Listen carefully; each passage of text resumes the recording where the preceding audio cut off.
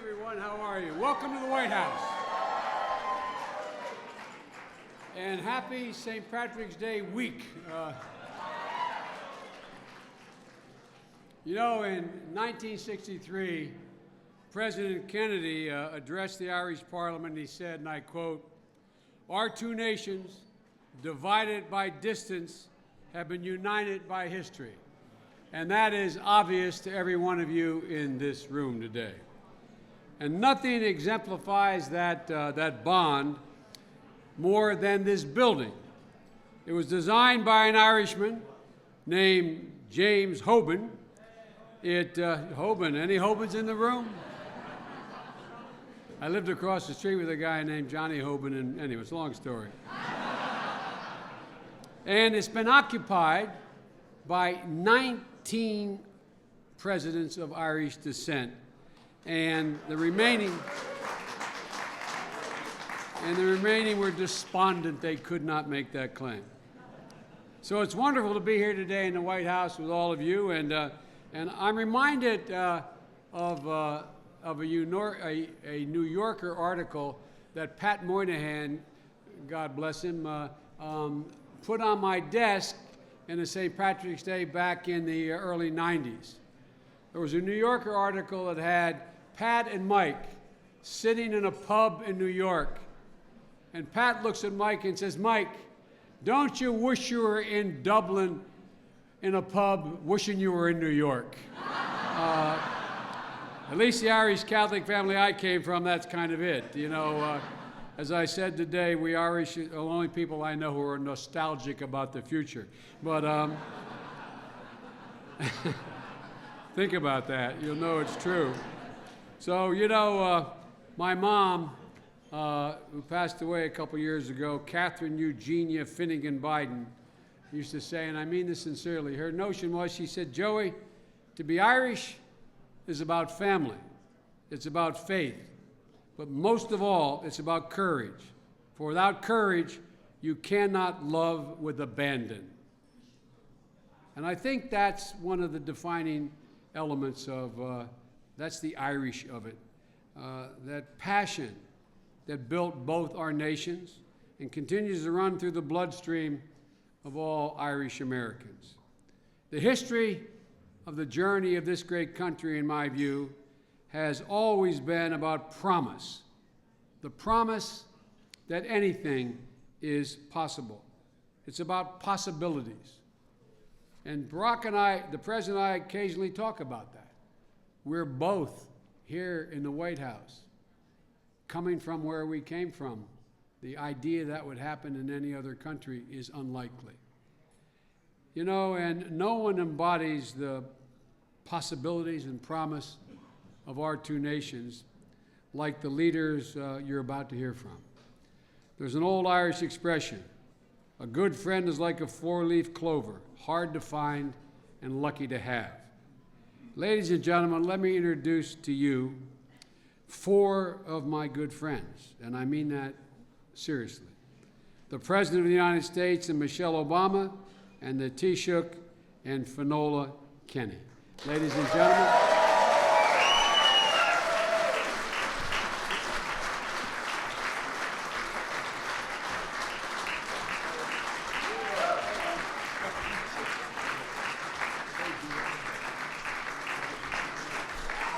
Hello, everybody.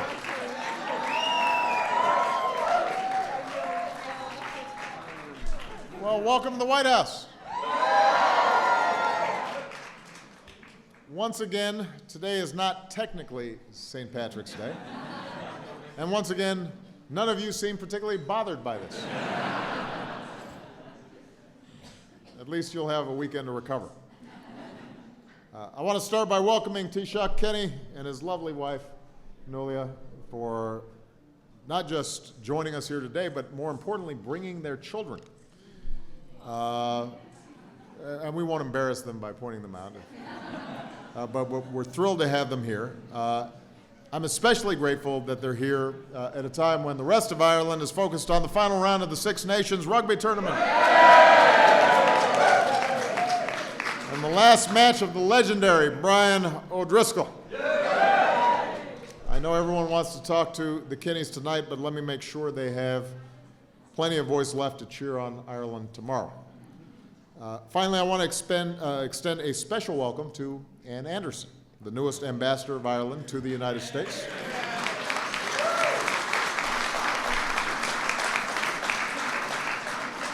Ann is the first woman to hold this esteemed position, which means that, they might finally get it right. One of Ireland's greatest poets, Patrick Kavanagh, once wrote, "When I wandered over my own hills and talked again to my own people, I looked into the hearts of this life and I saw that it was good." That's what St. Patrick's Day is all about. It's about remembering the hills from where so many of us came and the people without whom so many of us would not be here today. And it is about recognizing how much we owe to the Irish men and women who, to borrow a line from James Joyce, lived and laughed and loved and left. It's also about appreciating how much of our American character has Irish roots. When the first large wave of Irish immigrants set sail for the New World, many of them were already tired, hungry, and desperately poor, and life wasn't always easier in America. Many jobs were closed to Irish immigrants, with signs announcing no Irish need apply. Many of the ones that were available involved long and dirty and thankless tasks that made life difficult and often too short. But the Irish worked hard, and they persevered, and they supported each other in tight-knit communities, united by faith, where doors were always open and hands were always extended in hard times.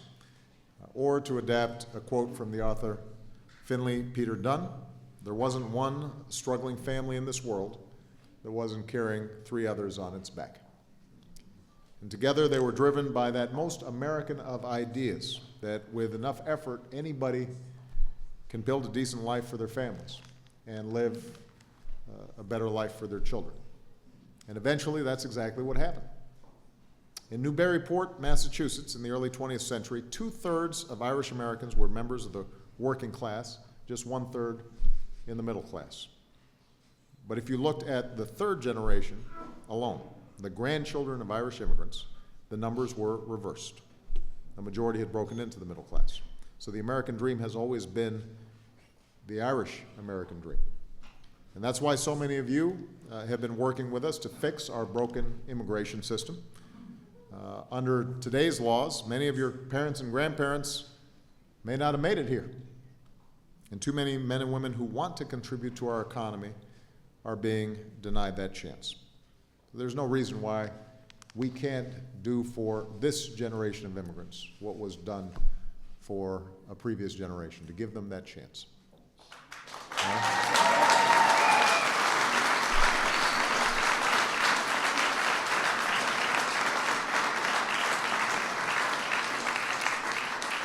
Because, like millions of immigrants, the sons and daughters of Erin have always lived by the words of the great Seamus Heaney, who passed away last year. Believe that further shore is reachable from here. Believe in miracles. And before the G8 summit last June, Michelle and I got a chance to visit Belfast, and we saw firsthand the tremendous progress that's been made in Northern Ireland since the Good Friday Agreement was signed 16 years ago, as well as the long road that still lies ahead. And before my speech at the waterfront, Michelle was introduced by a 16-year-old girl named Hannah Nelson. And Hannah's here. There she is, right there. Hey, Hannah. Hannah is a member of the first generation of Northern Irish to grow up knowing the possibilities of peace. And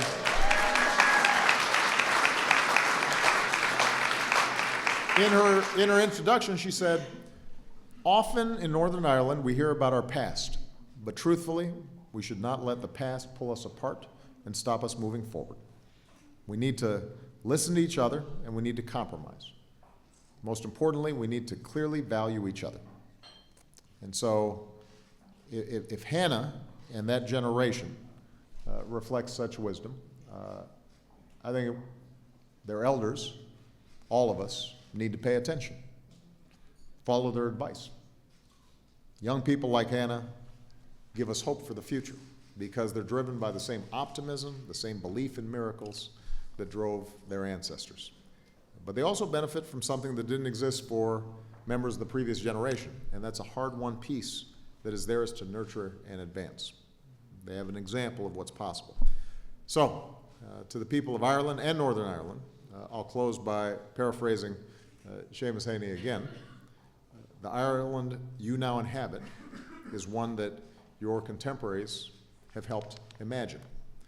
But the Ireland that you will inhabit is one your children are helping to build. One that's more just and more peaceful and more tolerant and more fair. And with that, I want to propose a toast. And I'm going to, this is the best that I can do, water. Clearly they had the wrong day.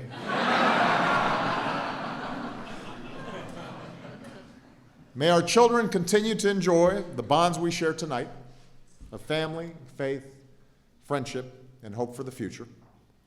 So fill me to the parting glass. Good night and joy be with you all. And now it is my pleasure to introduce my good friend, Taoiseach Kenny.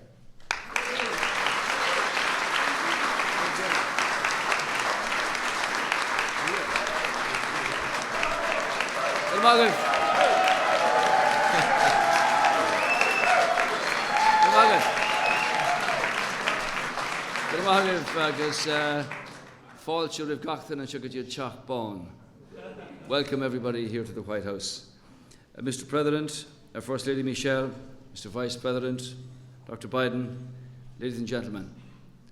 Fionnuala and I are delighted to be with you here at the White House to celebrate the feast of St. Patrick.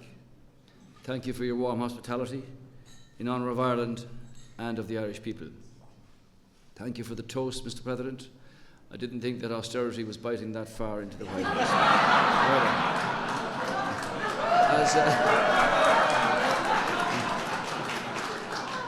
As we make strides in our own economic recovery, it is wonderful to know that our country still occupies such a special place in the heart and the mind of the United States of America. Mr. President, in June last year, we met at the G8 summit in Fermanagh. Next day, Dublin came out with a warm summer welcome for Michelle and Malia and Sasha. Tonight, sir, I just want to make something very clear. I have heard what I regard the insider speculation surrounding your attributed desire to keep your Vice President off our island as being wholly without foundation, and at the same time summoning the persuasive spirit of St. Patrick. I did put in a word for Joe this morning. His work is invaluable. His listening ear is critical. Thank you, Mr. President, for authorising him to travel to Ireland.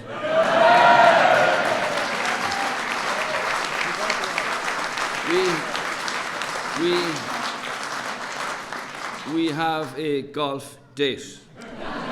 So I look forward to welcoming him home with Jill to the land of our forebears, to the land of his people and of our people, together, as we say in Oscailge, Ilan or Shincher, the island of our ancestors, where 5 million of us live and 70 million call home. And home and our sense of it is what makes us who we are as Irish people. Just as the Forbes magazine recently was declaring Ireland to be the best country in the world for business, out there in the Atlantic, east of here, Storms, Hercules and Darwin were making a declaration of their own through the awesome power of nature, gifting us remnants of Neolithic settlements, ghosts of drowned oak forests, 7,000 years old remnants uncovered on our beaches and land near sea. So, Mr. President, these are excavations, not just of our history, but of life on our island, the geology of our heart, and they signal our tradition and our capacity to endure and to adapt, to survive and to thrive, to know fear, to know loss, and yet to conscript new generations to courage and vision and a brilliant future across the millennia. That's why today we have the most adaptable workforce in the world and the youngest workforce in the European Union. That's why in no other country in the world do US multinationals and US emerging companies have as big a presence as they have in our country. And according to the received wisdom of its not being enough to do well, but to do good. So I'm proud to say that despite our difficulties, we are the most generous people in Europe in our giving to those in need. And every day since the United Nations was founded, the Irish are somewhere on the globe involved in peacekeeping or humanitarian duties. And as we are, Mr. President, we are ever mindful of the kindness that America, in turn, has shown to us and to our people. And this evening, as we celebrate St. Patrick, who was himself an immigrant, Mr. President, I am heartened by your words, and I thank you for all you are doing and others in this great country are doing to help our men and women living here, undocumented. We know America will sort this out.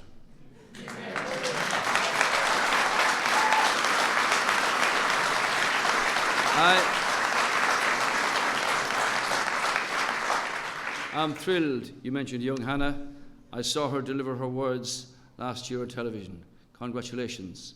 And from you to Mark Pollock, whom I see here in front of me, without sight, without the capability of walking, yet he has done extraordinary things in a sense of his vision and his courage of what we can do with our shared humanity. You're very welcome, Mark.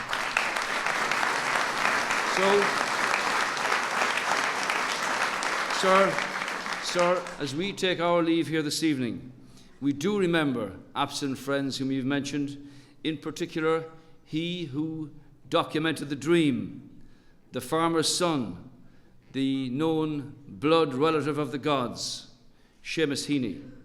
And in his memory and in honour of St. Patrick, let us do as he asks when he said, "Go beyond what's reliable and recollect how bold you were when I visited you first, with departures you cannot go back on." So, Mr. President and First Lady, Ireland has made its departure. There is no going back. Tonight, then, let our two nations, our two countries, Ireland and the United States, heed and live the last words of Seamus Heaney, texted to his wife before he left. Noli timere, do not be afraid. Thank you.